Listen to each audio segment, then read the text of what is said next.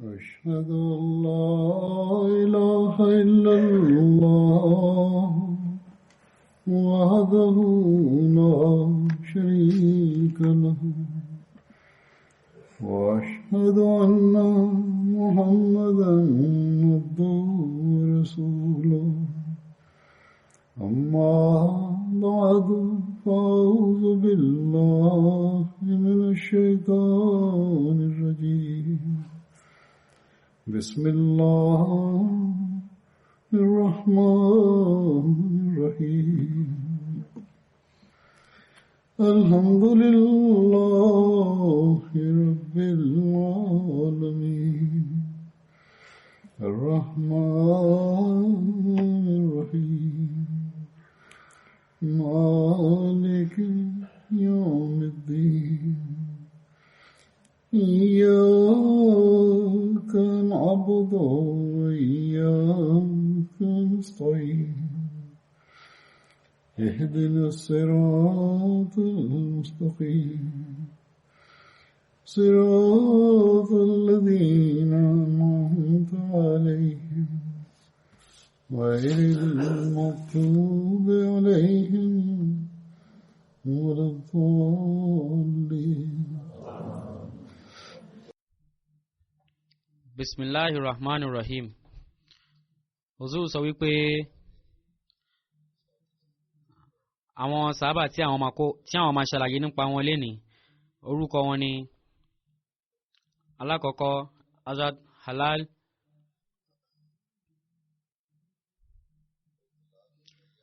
Hazrat Halal bin Umayya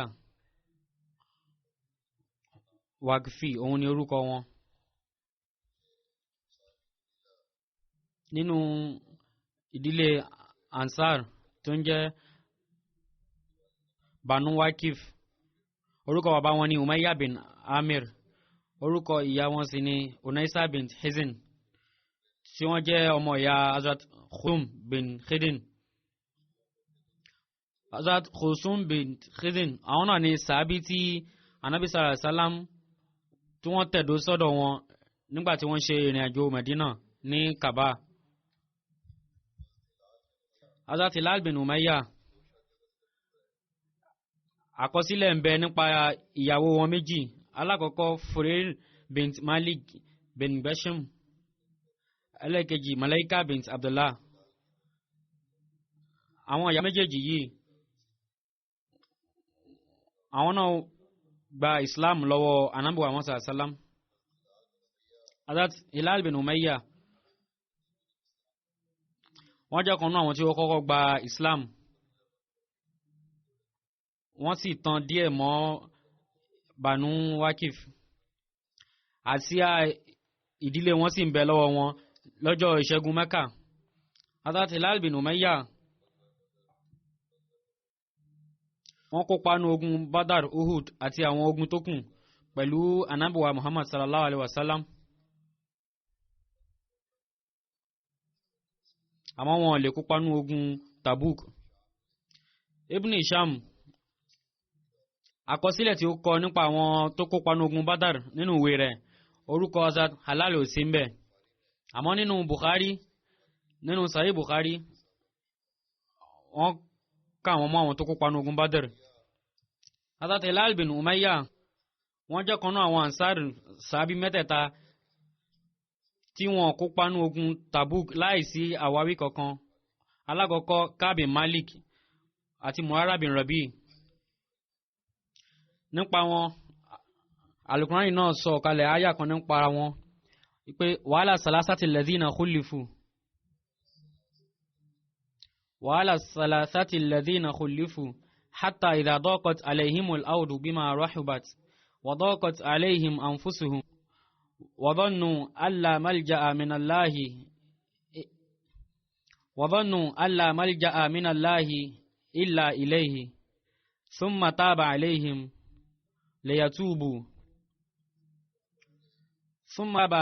ليتوبوا إن الله huwa tawwabu rahim. Àti fún àwọn mẹ́ta tí wọ́n fà sẹ́yìn títí tí ilẹ̀ fi fún wọn mọ́ títí tí ilẹ̀ fi fún mọ́ wọn pẹ̀lú bí ó ti gbòòrò tó tí ìdààmú sì bá ọkàn wọn. Wọ́n sì mọ̀ pé kò sí ibi ìsádi kan kúrò lọ́dọ̀ rẹ̀ bí kò ṣe sí ọ̀dọ̀ rẹ̀ náà. Lẹ́yìn náà ó sì ṣíjú àánú wò wọ́n kí wọ́n lè bá ronúpìwàdà. Dájúdájú Allah jẹ́ olùgbà ìrònúpìwàdà, aláàánú jùlọ. Gazwa ogun Tabuk tí ó ṣẹlẹ̀ ní ọdún 9 Hijra.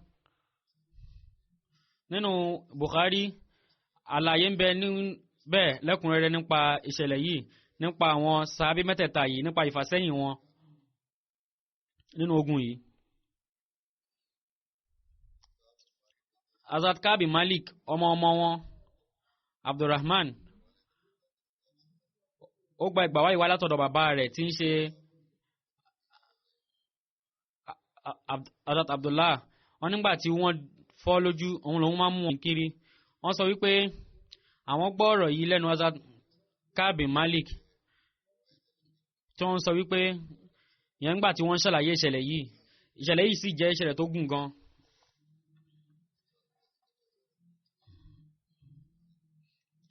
Ní Hazrat Hilal bin Umayyah, tí ọ̀rọ̀ nípa tiwọn náà ó wá láàrin nínú ìṣẹ̀lẹ̀ yìí. Àmọ́ wọ́n sọ wípé àwọn gbọ́ tí Hazrat Ka'b bin Malik tí wọ́n ń ṣàlàyé yìí nípa ogun Tabuk nígbà tí wọ́n fà sẹ́yìn. Hazrat Ka'b sọ wípé àwọn nínú gbogbo ogun tí Ànábì sallam ti jà, kò sí èyí tó fà sẹ́yìn nínú rẹ̀ yàtọ̀ sógun Tabuk. Lódodo àwọn ò kópa nínú ogun Badr, àmọ́ Ànábì sallam wọ́n bínú sí àwọn. Ànábì sallam wọ́n kàn lọ láti lè dá àwọn ikọ̀ Quraysh tí wọ́n kàn lọ láti lọ dá wọn dúró ni. Àmọ́ láìsí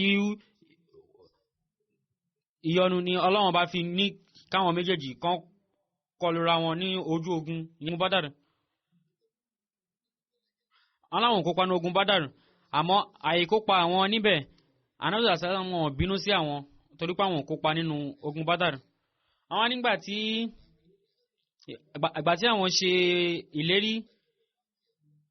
ìlérí tó táwọn bá Ànábì sallam ṣe ìlérí wípé àwọn máa dúró ṣinṣin lórí ìgbàgbọ́ àwọn.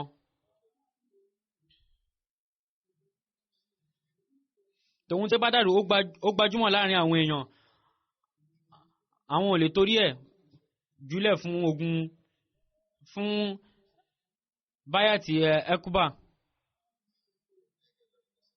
Wọ́n wá sọ wípé àwọn fi Ọlọ́run bá búra, ṣáájú rẹ̀ àwọn ò ní nǹkan ogun méjì papọ̀ lẹ́ẹ̀kan náà,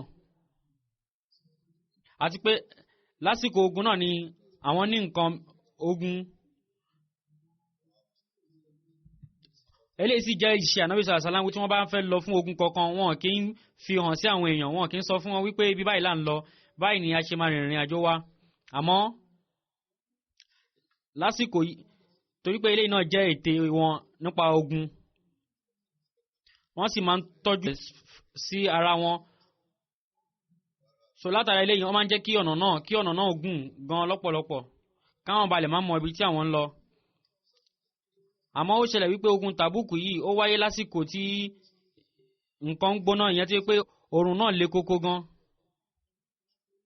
Àwọn sì ń wo ojú ọ̀nà tó gùn lọ́nkán wájú àti àwọn ọ̀tá tí wọ́n dúró sọ́nkán. Nípa ilé ìyẹn Ànábì sallam fi sọ fún àwọn mùsùlùmí wípé kí wọ́n ṣe ìgbáradì fún ogun yìí. Ànábì sallam wọn fi eléyìí pamọ́ fún wọn wípé ibi báyìí là ń lọ, àwọn ọ̀tá wa àwọn sì nìyí, nídìí èyí ẹ máa gbáradì dáadáa nípa rẹ̀. Wọ́n sọ wípé ìgbà tí Ànábì sallam tí wọ́n sọ ibi tí àwọn ń lọ fún àwọn, tí àwọn mùsùlùmí náà tí wọ́n pọ̀ pẹ̀lú wọn, Hazrat Ka'b sọ wípé kò sí ẹni náà tí kò wù láti kópa ń bẹ̀. Àmọ́ àwọn máa ń rò wípé táwọn ò bá ní kópa nú ẹ̀, àwọn ò ní jẹ́ kí Ànábì sallam mọ̀ níwọ̀n bá àgbà títí tọ́lọ́run máa fi jẹ́ kán mọ̀, tọ́lọ́run máa fi fún wọn ní ìmísí. àmọ́ ńgbà tí àsìkò láti lọ fún ogun náà tó, ìyẹn ńgbà tí òòrùn mú gan náà lásìkò náà, ńgbà tí Ànábì sàlám wá ṣe ìgbáradì tán tí wọ́n fẹ́ máa lọ fún ogun náà, báyìí náà ni àwọn mùsùlùmí náà gbáradì pẹ̀lú wọn. Àwọn náà sì ń rò lọ́kàn wọn wípé àwọn náà máa tó ti wọn sílẹ̀.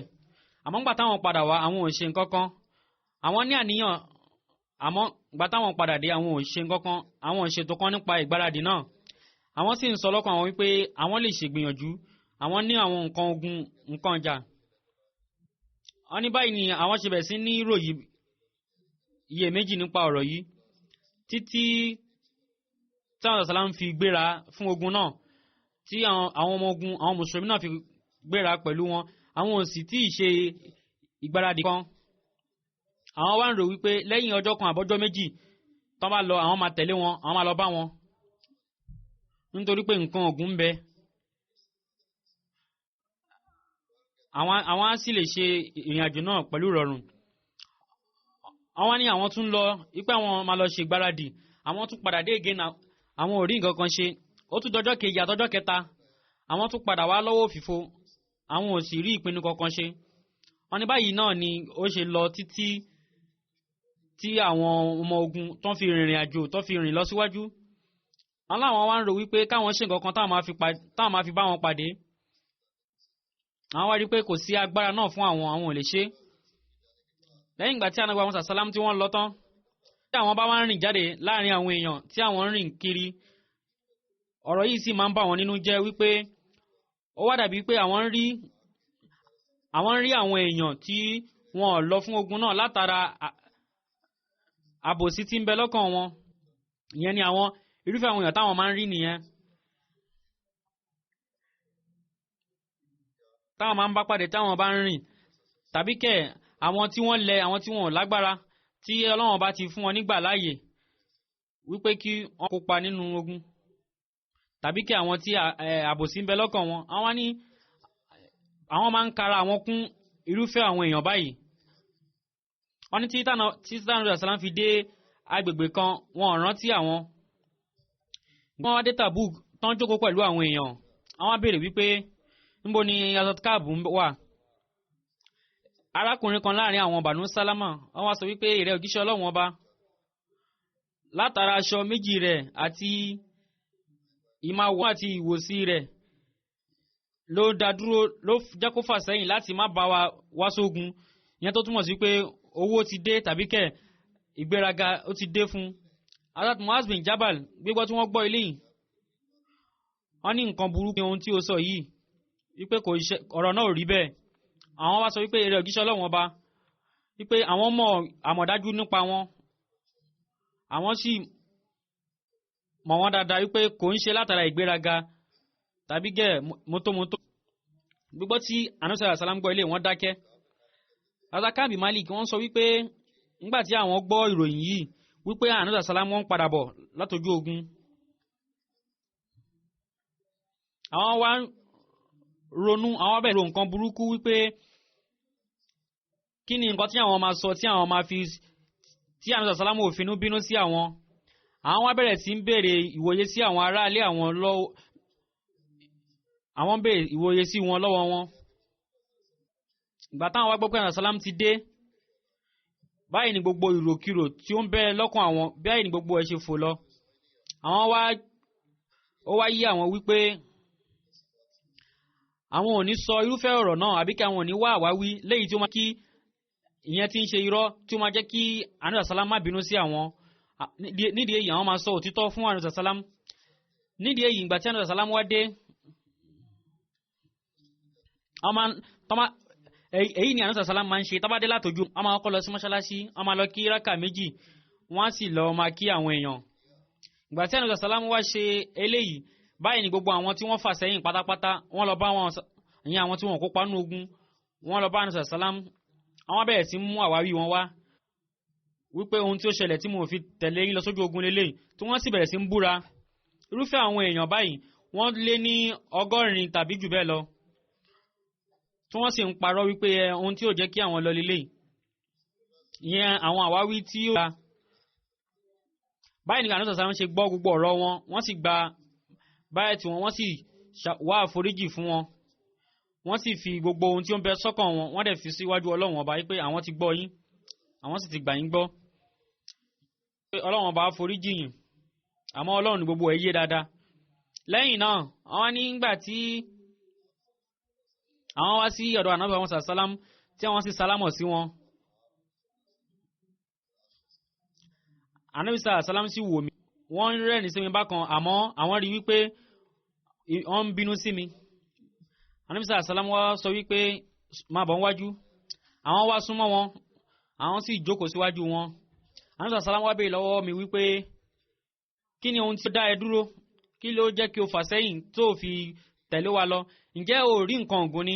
Àwọn wá sọ wípé àwọn fi Ọlọ́run bá búra àwọn jẹ́ irúfẹ́ ènìyàn tó ṣe wípé tó bá jẹ́wájú ẹlòmíì làwọn jókòó làwọn ń bẹ wájú rẹ̀ àwọn máa wá nǹkan kan sọ tàbí kí àwọn máa wá àwáwí kan léyìí tí ó máa jẹ́ kí àwọn bọ́ kúrò níbi ìbínú yín nítorí pé àwọn mọ ọ̀rọ̀ ń sọ dáadáa àwọn jẹ́ sọ̀rọ̀sọ̀rọ̀ èèyàn àmọ́ àwọn fi Ọlọ́run bá búra àwọn mọ̀ wípé tí wọ́n bá pa irọ́ kan fún yín lè níyì tí inú yín sì máa dùn lé lórí mo mọ̀ wípé Ọlọ́run ọba láìpẹ́ láì jìnnà ó máa bínú sí mi àmọ́ àwọn lè bọ́ níbi ìbínú yín o àmọ́ àwọn ò lè bọ́ níbi ìbínú Ọlọ́run tí Ọlọ́run á sì fi hàn yín lẹ́yìn ìgbà díẹ̀. Àwọn ní tí àwọn bá sì sọ òdodo fún yín tí ẹ sì bínú sí mi látara rẹ̀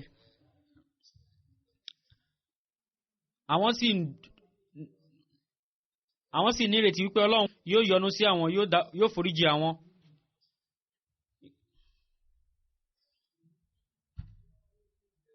Lẹ́yìn náà Hazrat Kab wọ́n wá sọ wípé rárá o àwọn fi Ọlọ́run bá búra kò sí àwáwí kan fún àwọn o kò sí àwáwí kankan rárá wípé àwọn nǹkan ò rọrùn fún àwọn rárá yí àwọn rí ju bí nǹkan ṣe rọrùn fún àwọn lásìkò tàbúkù yìí. Àníṣà sọ wípé òdodo ló sọ àwọn sọ wípé dìde kí o máa lọ títí tí Ọlọ́run bá fi ṣe ìpinnu nípa rẹ̀. Àwọn ní báwọn ṣe dìde táwọn lọ nìyí àwọn èèyàn kan nù Banu Salama bọ́yẹ tẹ̀lé àwọn nìyẹn àwọn sọ fún àwọn wípé àwọn Ọlọ́run bá búra àwọn ò mọ̀ wípé bóyá ti ṣerúfẹ́ nǹkan báyìí rí àbíkẹ́ wípé ẹ máa wá àwáwí lọ́dọ̀ Ànábì sàlám nítorí wípé gbogbo àwọn tí wọ́n fà sẹ́yìn pátápátá ni wọ́n wá àwáwí tí wọ́n sì parọ́ tán wá ọ̀rọ̀ oríṣiríṣi sọ fún Ànábì sàlám. Tánàbí sàlám tó bá wá òforíjì fún irọ́ yìí tó bá pẹ́ yìí náà parọ́ ìyẹn náà dá fún yín bákan. Àwọn máa sọ wípé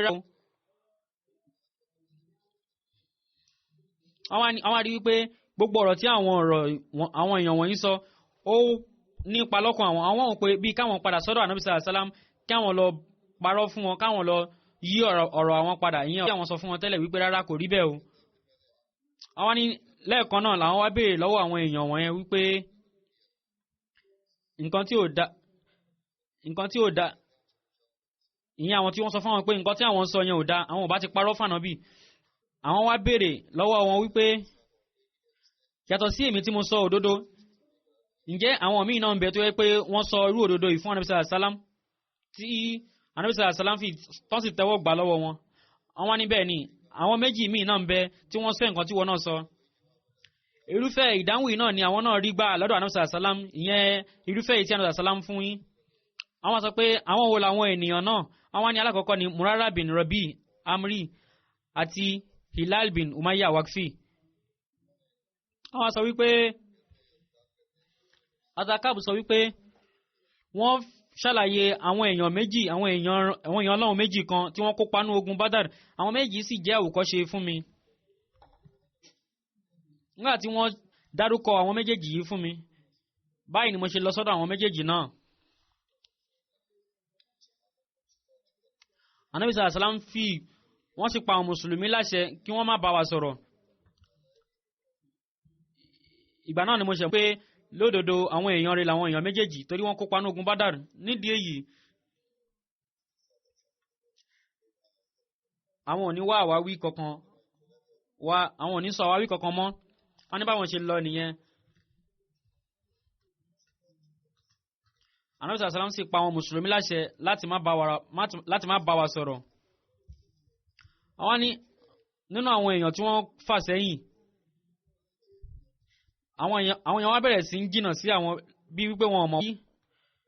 Ìyẹn wípé nípa ìgbà tí Ànábì sàlám ti pa wọ́n láṣẹ wípé kí wọ́n má bára wa sọ̀rọ̀ mọ́, wọ́n wá ń ṣe bí wípé wọn ò mọ̀ wáyé rárá, tó fi wá dàbí wípé ilẹ̀ náà ó ń lanu bí pé ó fẹ́ gbé mi mì, tàbí kẹ̀ ìyẹn agbègbè tó wà ní Mẹ́dínà, tàbí kẹ̀ àwọn ilẹ̀ láyìíká tí ó ń bẹ ní Mẹ́dínà kò wá dàbí ibi tí mo mọ̀ tẹ́lẹ̀ mọ́. Ó wá dàbí pé mo ti wá síbi ààyè tuntun kan tí àwọn èèyàn sì ń jìnnà sí àwọn. Àwọn sọ wípé lásìkò yìí náà irúfẹ́ ọjọ́ yìí ó sì lọ fún 50 ọjọ́. Àwọn èèyàn méjì, àwọn tó kùn mi méjì, ìyẹn Hazrat Hilal bin Umayya àti Murara bin Rabi, àwọn méjì tó kùn, ọ̀rọ̀ náà ó tì wọ́n lójú gan lọ́pọ̀lọpọ̀, tí ó sì jẹ́ wípé wọ́n máa ń bẹ nínú ilé wọn tí wọ́n máa ń sunkún ní gbogbo ìgbà. Hazrat Hilal wọ́n máa ń bẹ nínú ilé ní gbogbo ìgbà tí wọ́n sì máa ń sunkún. Àwọn sọ wípé Hazrat Kab wọ́n sọ pé àwọn nìkan làwọn jẹ́ ọmọ kékeré jù láàrin gbogbo wọn, àwọn sì lè farada àwọn nǹkan wọ̀nyí. Àwọn máa ń jáde, àwọn máa lọ rí àwọn mùsùlùmí, àwọn kì í sunkún nínú ilé gẹ́gẹ́ bí àwọn méjèèjì. Àwọn sì máa ń ṣe istighfar náà. Àwọn sì máa ń jáde, àwọn máa lọ ń kírun pẹ̀lú àwọn mùsùlùmí nínú mọ́ṣáláṣí. Àwọn máa ń lọ sọ́jà, àmọ́ kò sẹ́ni tí ó bá wọn sọ̀rọ̀. Táwọn bá lọ sọ́dọ̀ Ànábì Muhammad sàlám náà ní mọ́ṣáláṣí, àwọn máa ń lọ síbẹ̀, àwọn máa ń sálámọ̀ sí wọn níbi tí wọ́n bá jókòó sí, tí àwọn sì máa ń sọ́kàn àwọn wípé Ànábì sàlám, ǹjẹ́ wọ́n ti dá mi lóhùn sálámọ̀ mi? Àwọn sì máa ń súnmọ́ wọn láti kírun, àwọn sì máa ń ṣọ́ wọn wò. Táwọn bá ti wá fẹ́ kírun, Ànábì sàlám ó máa ń wo ojú àwọn, tí àwọn náà bá wá ní káwọn wojú Ànábì sàlám padà, Ànábì máa sá ojú kúrò. Báyìí ni àwọn ṣe lọ sọ́dọ̀, àwọn ṣe fo ìgànná Hazrat Qatada, àwọn sì lọ sọ́dọ̀ wọn. Àwọn wá sọ fún wọn pé àwọn sì ná àwọn nífẹ̀ẹ́ sí jùnú àwọn èèyàn. Àwọn wá sálámọ̀ sí wọn pé assalamu alaikum. Àwọn sọ pé àwọn fi Ọlọ́run bá búra, wọn ò dá wọn lóhùn sálámọ̀ rárá. Àwọn wá sọ pé Abu Qatada, àwọn béèrè lọ́wọ́ yín wípé mọ̀ pé mo nífẹ̀ẹ́ Ọlọ́run àti òjíṣẹ́ rẹ̀. Báyìí ni wọ́n dákẹ́. Àwọn tún wá béèrè lọ́wọ́ wọn, wọ́n sì fọlọ́run bá búra, wọ́n sì dákẹ́. Ìgbà táwọn tún béèrè lọ́wọ́ lẹ́lẹ́kẹta, wọ́n tún fọlọ́run bá búra, wọ́n sì dákẹ́. Wọ́n ní Ọlọ́run bá àtòjíṣẹ́ rẹ̀ ló mọ̀ jù. Wọ́n ní gbígbọ́ tí àwọn eléyìí omijé jábọ́ ní ojú àwọn. Àwọn tún padà. Azakab wọ́n sọ wípé lásìkò yìí táwọn bá ń rìn, àwọn rìn ní ọjà tí ń bẹ ní Mọ̀dínà, àwọn wá rí wípé àwọn ará Syria, àwọn èèyàn kan tó ń jẹ́ Nipti, wọ́n máa ń wá sí Mẹ̀dínà tó máa ń ṣe ìtajà. Ìkànnù wọn wá sọ wípé ta ló máa sọ fún wa nípa Azakabi Malik. Báyìí ni wọ́n ṣe bẹ̀rẹ̀ sí ń tọ́ka. Báyìí ni ó ṣe wá sọ mi, ó sì fún mi ní lẹ́tà kan láti ọ̀dọ̀ ọba Gassan, tí àwọn wá ka ìwé náà wípé ọba náà sọ wípé ìrẹ́kàb, àwọn èèyàn wọ̀nyí wọ́n ti ṣe nǹkan burúkú fún ẹ, o sì ń ṣọ́ ẹni bẹ́ẹ̀. Ọlọ́run ò dá ẹ sí irúfẹ́ ilé bẹ́ẹ̀ lẹ́ni tí wọ́n máa yẹn tí wọ́n máa dójú tì tàbí tí wọ́n máa yẹ̀yẹ́. O ń ṣe irúfẹ́ ẹni bẹ́ẹ̀ wípé kí o máa bọ̀ lọ́dọ̀ àwọn káwọn bá lè tọ́jú ẹ̀ dáadáa. Wọ́n ní báwọn ṣe rí àwọn rí wípé eléyìí jẹ́ àdánwò kan látọ̀dọ̀ Ọlọ́run ọba. Báyìí làwọn ṣe lọ ju ìwé náà nù. Wọ́n ní bí arákùnrin kan ṣe wá lọ́dọ̀ Ànábì sàlám láti ọ̀dọ̀ Ànábì, ó sọ fún àwọn wípé Ànábì sàlám sọ wípé kí o jìnnà sí ìyàwó rẹ̀. Àwọn ní ṣé mo lè kọ ìyàwó mi sílẹ̀? Ó wá sọ pé Ànábì kan sọ wípé kí o jìnnà sí, kí o má súnmọ́. Báyìí ni Hazrat Hilal, ìyẹn àwọn sàbẹ́ méjì tó kù, báyìí ni wọ́n ṣe sọ fún àwọn náà wípé kí wọ́n jìnnà sí àwọn ìyàwó wọn. Àwọn wá sọ fún ìyàwó àwọn wípé kí wọ́n lọ sọ́dọ̀ àwọn èèyàn wọn ìyẹn àwọn mọ̀lẹ́bí wọn títí tí Ọlọ́run bá máa fi dájọ́ àwọn. Hazrat Ka'b wá sọ pé Hazrat Hilal bin Umayyah ìyẹn ìyàwó ó lọ sọ́dọ̀ Ànábì sallallahu alaihi wasallam ìyẹn sàábí tí mò ń sọ̀rọ̀ nípa rẹ̀ ó wá sọ́dọ̀ Ànábì sallallahu alaihi wasallam wọ́n sọ pé rẹ̀ òjíṣẹ́ Ọlọ́run ọba Hilal bin Umayyah ipò rẹ̀ ò dá rárá kò sì sí ọmọ ọ̀dọ̀ kankan fún tí mo bá ń ṣe ìtọ́jú ǹjẹ́ Ànábì sallallahu alaihi wasallam ǹjẹ́ kò ní bí yín nínú Ànábì sallallahu alaihi wasallam ní rárá máa tọ́jú ẹ̀ lọ máa dáná fún kí o sì máa ṣiṣẹ́ fún àmọ́ kò gbọ́dọ̀ súnmọ́ ẹ. Ànábì sallallahu alaihi wasallam wá sọ wípé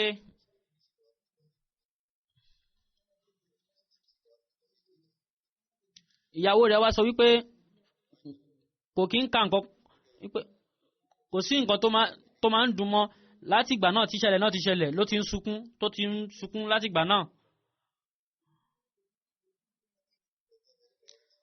Wọ́n wá sọ wípé àwọn mọ̀lẹ́bí àwọn kan wá sọ fún òun wípé ìyẹn Hazrat Ka'b ìwọ náà ò sì lọ sọ́dọ̀ Ànábì sallam kí o gba ìgbàláyè wá lọ́tọ̀ Ànábì sallam kí ìyàwó rẹ kí òun náà bá lè máa tọ́jú rẹ. Ó ní òun fi Ọlọ́run bá búra wípé òun ò ní lọ sọ́dọ̀ Ànábì sallam láti lọ wá ìgbàláyè irúfẹ́ nǹkan báyìí. Ó ní ǹjẹ́ ta ló mọ̀ irúfẹ́ ìdáhùn tánà máa fún òun. Ó ní òun ò ń ṣe arúgbó ọ̀dọ́ sì lòun. Lẹ́yìn eléyìí àwọn tún dúró fún alẹ́ 10 títí tí ọjọ́ 50 náà fi pé.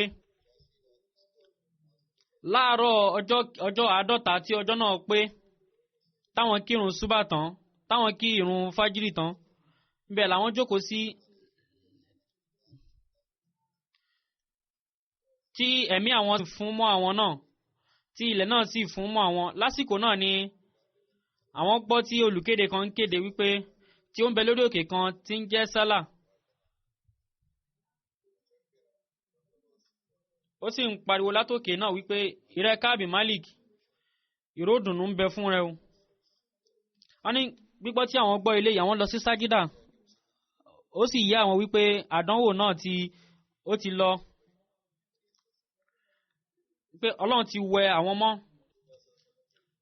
Ànábì sallallahu alaihi wasallam lẹ́yìn ìgbà tí wọ́n kí ìrun fájírì tán wọ́n sì kéde wípé Ọlọ́run ọba ti ṣíjú àánú wo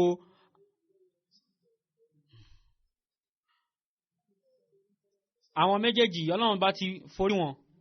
Àwọn sì mú ròdùnú ìlọ sọ́dọ̀ àwọn méjèèjì tó kù ní Hazrat Hilal àti sàábé kejì. Báyìí ni arákùnrin kan sì wá lórí ẹṣin ó wá bá wọn láti kabila Aslam. Ó sì gorí òkè ohùn rẹ̀ sì ń lọ ó sì wá fún mi ní ròdùnú wípé gbígbọ́ tí mo gbọ́ eléyìí báyìí ni mo yọ àwọn aṣọ mi méjèèjì mo sì wọ̀.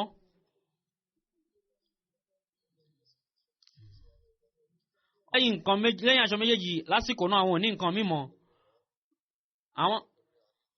àwọn sì tún yá aṣọ méjì sí àwọn sì wọ̀ àwọn sì lọ bá Ànábì Muhammad sallam. Àwọn èèyàn sì wá ń bá mi lọ́pọ̀lọpọ̀ wọ́n sì ń kí mi kú oríire wípé ó máa kú oríire o pé Ọlọ́run ọba ó ti ṣàánú rẹ ó sì ti gba ìtúbà rẹ. Wọ́n nígbà táwọn wá dé bẹ̀ ọ̀dọ̀ Ànábì sallam àwọn wáyé Ànábì sallam tí wọ́n jókòó tí ọ̀pọ̀lọpọ̀ èèyàn sì rí ká wọn. Tọ́lá bin Ubaydullah ó sì wá ó gbà wọn lọ́wọ́ ó sì kí àwọn kú oríire. Nínú àwọn muhajirin yàtọ̀ sí Tọ́lá bin Ubaydullah kò sí èèyàn kankan náà tó wá bá mi. Àwọn sì ní gbàgbé irúfẹ́ nǹkan tí Tọ́lá ṣe fún àwọn yìí. Àwọn àti àwọn sálámọ̀ sí Ànábì Muhammad sallam báyìí ni wọ́n ṣe sálámọ̀ wọ́n sì dáhùn sálámọ̀. Àwọn sì rí tí ojú Ànábì sallam tí ó ń tàn yòò fún ìmọ́lẹ̀. Ànábì sallam sọ wípé ó máa kú oríire o. Irú oríire ńlá tí ó máa kọ́kọ́ ṣẹlẹ̀ nínú ayé látìgbà tí ìyá ẹ ti bí ẹ. Báyìí ni sábẹ́sì bẹ̀rẹ̀ wípé ìró ìdùnnú yìí ṣé látọ̀dọ̀ rẹ òjíṣẹ́ ni àbí látọ̀dọ̀ Ọlọ́run ọba. Ànábì sallam sọ wípé látọ̀dọ̀ Ọlọ́run ọba ni o. Inú wọn sì ń dùn lásìkò náà tí ojú wọn sì mọ́lẹ̀ tó sì ń tàn yòò gẹ́gẹ́ bí òṣùpá. Wọ́n ní eléyìí fi ìdùnnú Ànábì sallam ó fi hàn. àwọn wà lọ́ba àná sàlámà sọ wípé látara ìtúbà tí ọlọ́run gba ìtúbà àwọn yìí àwọn fẹ́ fi gbogbo nǹkan àwọn fẹ́ fi ṣe sàdákà lójú ọ̀nà ọlọ́run ọba ànábì sàlámà sọ wípé nínú àwọn nǹkan ọ̀ní rẹ tọ́jú nǹkan díẹ̀ fún ara tiẹ̀ náà torí eléyìí máa da fún ẹ. àwọn sọ wípé àwọn èyí tó ń bẹ ní Khaybar ni àwọn máa tọ́jú. ọlọ́run ọba fún mi ní ìgbàlà látara òdodo tí mo sọ. àwọn sì máa sọ òtítọ́ níwọ̀nba àgbà tí àwọn bá ń bẹ lórí ìyẹ̀pẹ̀. àwọn fi ọlọ́run ọba búra àwọn ò mọ irúfẹ́ èèyàn kan nínú àwọn mùsùlùmí tí ọlọ́run ọba dánwò látara ìwà rere kan tó ní gẹ́gẹ́ bí ìṣòdodo tèmi. wípé wọn láti títí di èní àwọn pa irọ́ àwọn mọ̀ọ́mọ̀ pa irọ́ rí àwọn sì máa rí wípé àwọn máa jìnnà sí irọ́ láti ìsìn lọ. àwọn nígbà tí àyà náà sọ̀kalẹ̀ fún Ànábì sallallahu alaihi wasallam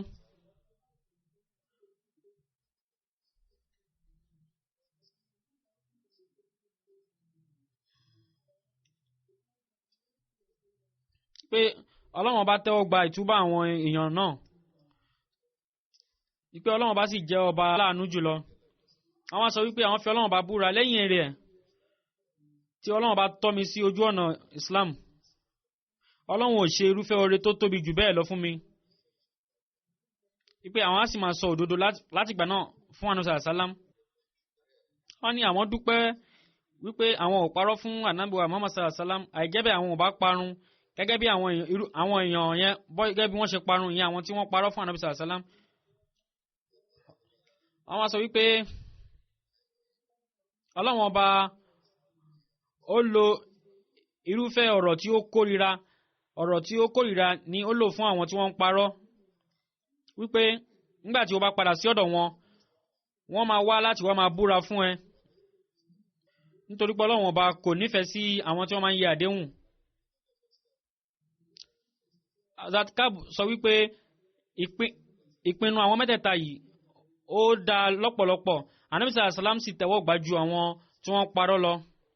Ànábì sallallahu alaihi wasallam sì gba báyàtì lọ́wọ́ wọn wọ́n sì wá àforíjì fún wọn. Ànábì sallallahu alaihi wasallam wọ́n tẹ́wọ́ gba ìpinnu àwọn yìí títí tí Ọlọ́run ọba náà fi fún wọn ní ìpinnu nípa àwọn. ọ̀rọ̀ yìí náà ni wípé Ọlọ́run ọba sọ̀kalẹ̀ wípé wàhálà salasati alladhina khufu. àwọn sọ wípé ìfàsẹ́yìn wa níbi ogun yìí kò túmọ̀ sí wípé a mọ̀ ìtumọ̀ ò túmọ̀ sí pé a kàn fàsẹ́yìn nínú ogun yìí àmọ́ àwọn ń fàsẹ́yìn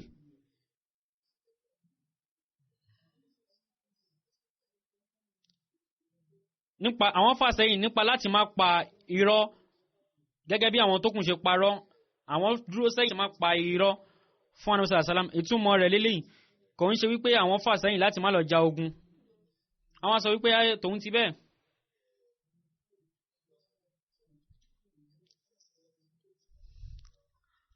látara ìpinnu ọlọ́ba làwọn ṣe fà sẹ́yìn káwọn má bàa parọ́ gẹ́gẹ́ bí àwọn tí ó parọ́.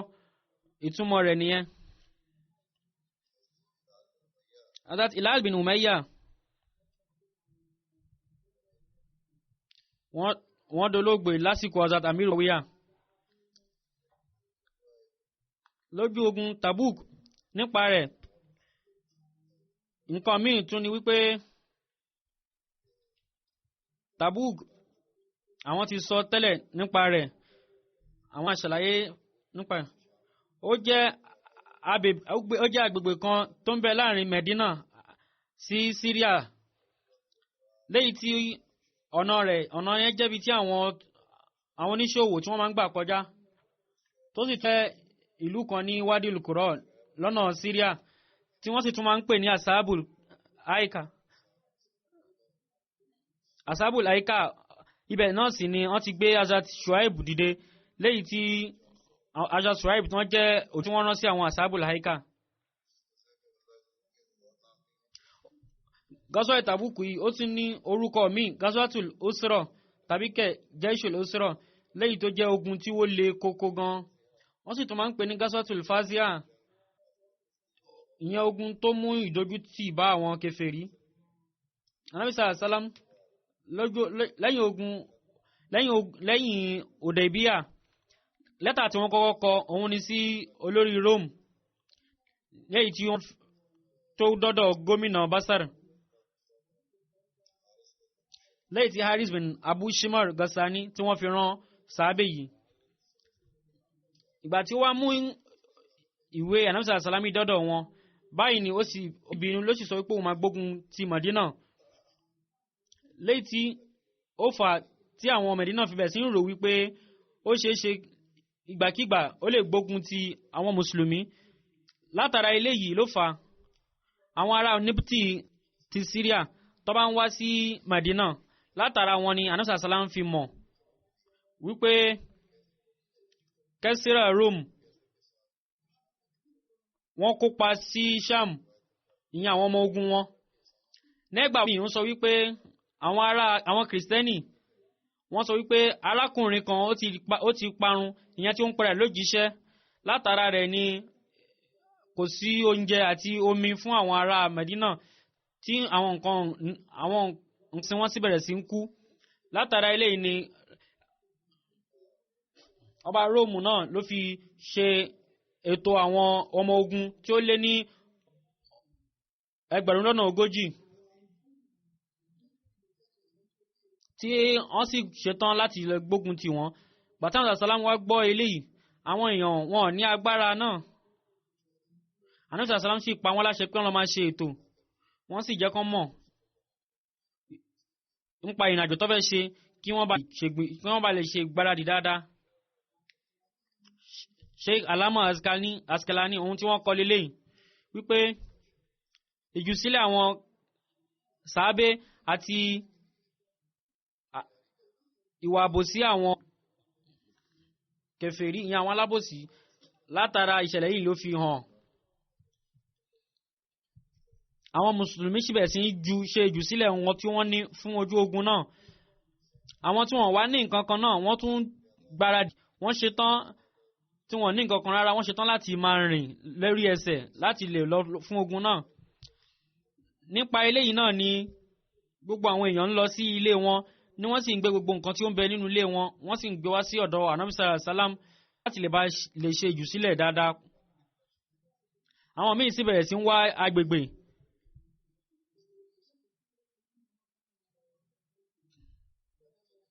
tí àwọn máa fi ṣe ìjùsílẹ̀ fún Ànábì sàlám.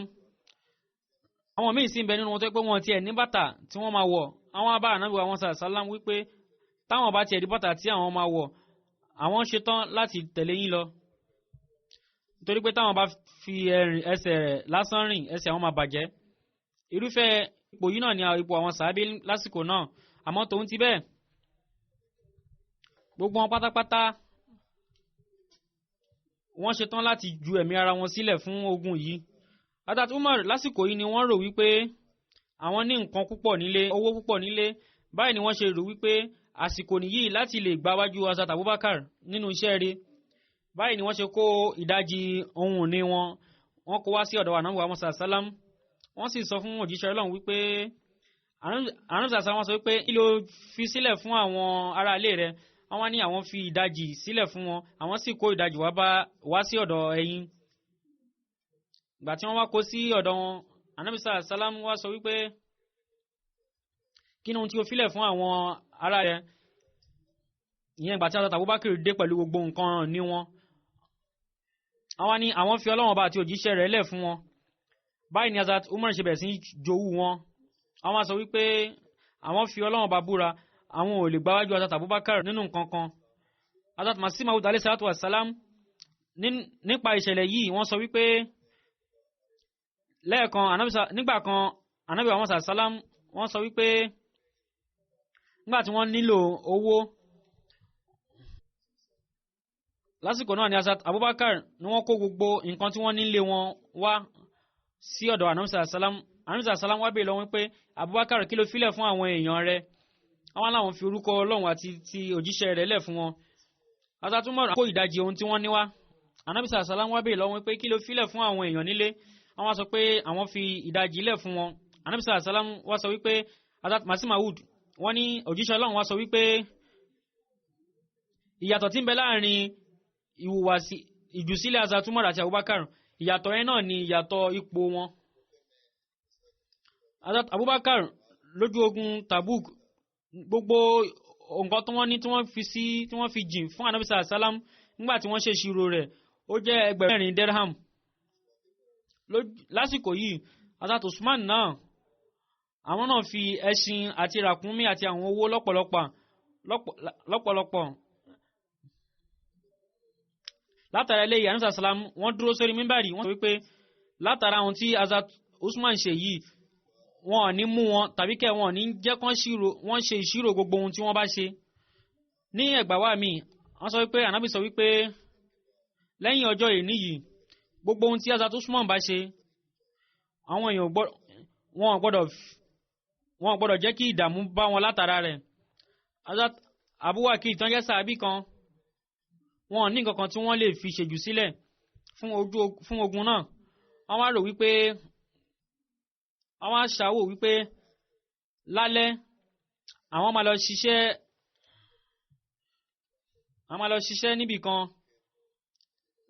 láti lè máa fi omi sí ọgbà kan. Wọ́n sì bẹ̀rẹ̀ sí ń fa okùn omi nínú kànga ní gbogbo alẹ́. Àwọn ní ìgbà tí wọ́n máa san owó fún àwọn rí sáà méjì ìyẹn kajur ìyẹn tí ń ṣe dàbí. Àwọn kó ìdajì rẹ̀ fún àwọn ará ilé àwọn àti àwọn ọmọ àwọn sì kó ìdajì rẹ̀ lọ́sọ́dọ̀ Ànábì sallallahu alaihi wasallam. Hazrat Abdurrahman bin Auf lásìkò yìí ìdajì gbogbo ohun tí wọ́n ní wọ́n kó lọ́sọ́dọ̀ Ànábì sallallahu alaihi wasallam lẹ́yìn tí ìṣirò rẹ̀ ó jẹ́ 4,000 dirham àti 100. Hazrat Asim bin Adi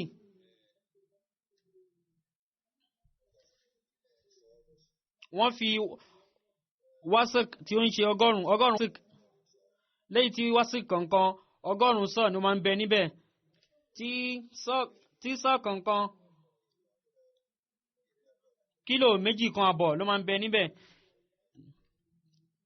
Àwọn èèyàn sì sọ wípé wọ́n ń ṣe ìgbéraga ní gbogbo ohun tí wọ́n ṣe yìí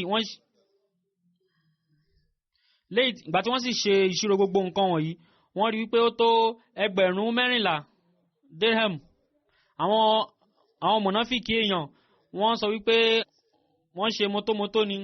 Huzur wa sọ wípé àwọn fẹ́ jẹ́ kó yé wa wípé ní ọ̀sẹ̀ tí ó kọjá lọ ní júmọ̀ tí ó kọjá lọ àwọn ṣe àlàyé kan wípé wọ́sẹ̀ kan ó jẹ́ 106 àmọ́ kò rí bẹ́ẹ̀ 1000 ni. Gbà tí àwọn mọ̀náfíkì wa ń sọ wípé wọ́n ṣe ìgbéraga ni àmọ́ Ọlọ́run wá sọ̀kalẹ̀ fún Ànábì sallallahu alaihi wasallam wípé alladhina yalmizuna almutawwi'ina minal mu'minina fi sadaqati walladhina la yajiduna illa juhdahum wa yaskharuna minhum sakhira Allahu minhum wa lahum adhabun alim. والذين يلمزون المطوئين من المؤمنين في الصدقات والذين لا يجدون إلا جهدهم فيسخرون منهم سخر الله منهم ولهم عذاب أليم. àwọn tí wọ́n ń pẹ̀gàn àwọn olùtọrẹ àánú nínú àwọn olùgbàgbọ́ òdodo àwọn tí kò lágbára nǹkan kan àyàfi ohun tí wọ́n kó jọ nínú oògùn wọn wọ́n sì ń fi wọ́n ṣe yẹ̀yẹ́. Allah yọ àwọn náà di ẹni yẹ̀yẹ́ ìyà olóró sì tún bẹ fún wọn. ìyẹn àwọn tí wọ́n fi ẹ̀sùn kan àwọn mùsùlùmí àwọn mùmínì yìí. báyìí ni Hazrat Halal bin Umayya ó sọ pé Hazrat Halal bin Umayya ọ̀rọ̀ sì ń bẹ nípa àwọn tí àwọn máa ṣàlàyé ní ọjọ́ iwájú. Huzur ní lásìkò yìí àwọn fẹ́ ṣe ìkéde kan nípa àwọn wákfì náà ìyẹn nípa wẹ́bsáìtì tuntun tí wọ́n sílẹ̀ fún àwọn wákfì náà ń ṣe wakfinahinternational.org léyìí tí máa ṣe ìfilọ́lẹ̀ rẹ̀ ní èní. nínú wẹ́bsáìtì yìí àwọn òbí wọ́n lè ṣèjú sílẹ̀ àwọn ọmọ wọn fún wákfì náà àti àwọn lẹ́tà tí ó ti wà ní kíkọ́lẹ̀. wọ́n sì lè ní ìbáṣepọ̀ pẹ̀lú àwọn elétò lórí afẹ́fẹ́ àti àwọn ìtọ́sọ́nà oríṣiríṣi tí ó bẹ fún àwọn ọmọ wọn wọ́n lè rí gbà níbẹ̀ lójú wẹ́bsáìtì náà. àti wípé ìwé àwọn khulafa àti àwọn ìwàásù wọn àti ètò àwọn wákfì náà àti ìwé ìròyìn wọn tàwọn ọkùnrin tí ń ṣe Ismail àtàwọn obìnrin Mariam wọ́n lè rí lórí wẹ́bsáìtì yìí. Lẹ́yìn náà àwọn wákfì náà ìtọ́sọ́nà nípa career planning wọn àti wípé àti tún wákfì èèyàn ṣe ó ṣeé ṣe náà lórí wẹ́bsáìtì náà, àti pé láti bá lè mọ ipò èèyàn àti láti bá lè mọ̀ nípa ohun tí ó ń lọ lágbàáyé. Wọ́n sì tún lè rí àwọn ìmọ̀ nípa àwọn nǹkan kan nípa jàmọ́ àti bí wọ́n ṣe lè ṣiṣẹ́ fún jàmọ́ àti àwọn akọ̀wé àwọn wákfì náà. Àwọn náà lè rí ìmọ̀ nípa àwọn nǹkan wákfì náà yìí àti àwọn ìbéèrè oríṣiríṣi ìyẹn kíláàsì tí àwọn máa ń ṣe pẹ̀lú àwọn ọmọ wákfì náà náà. Fídíò rẹ̀ ó ń bẹ lórí wẹ́bsáìtì yìí àti ìtumọ̀ wákfì náà fúnra rẹ̀.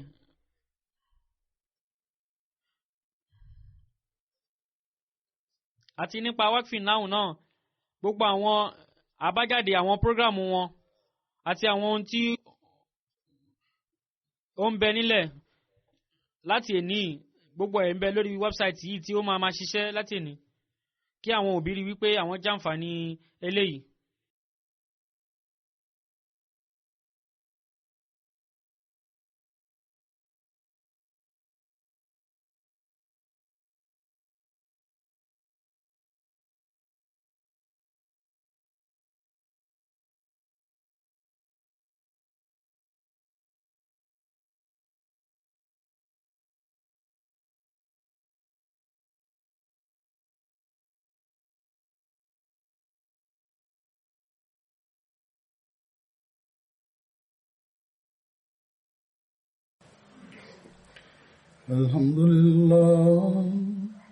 الحمد لله نحمده ونستعينه ونستغفره ونؤمن به ونتوكل عليه ونعوذ بالله من شرور أنفسنا ومن سيئات أعمالنا من يهده الله فلا مضل له ومن يضلل فلا هادي له ونشهد أن لا إله إلا الله ونشهد أن محمدا عبده ورسوله عباد الله رحمكم الله إن الله يأمر بالعدل والإحسان وإيتاء ذي القربى وينهى عن الفحشاء والمنكر والبغي يعظكم لعلكم تذكرون اذكروا الله يذكركم وادعوه يستجب لكم ولذكر الله أكبر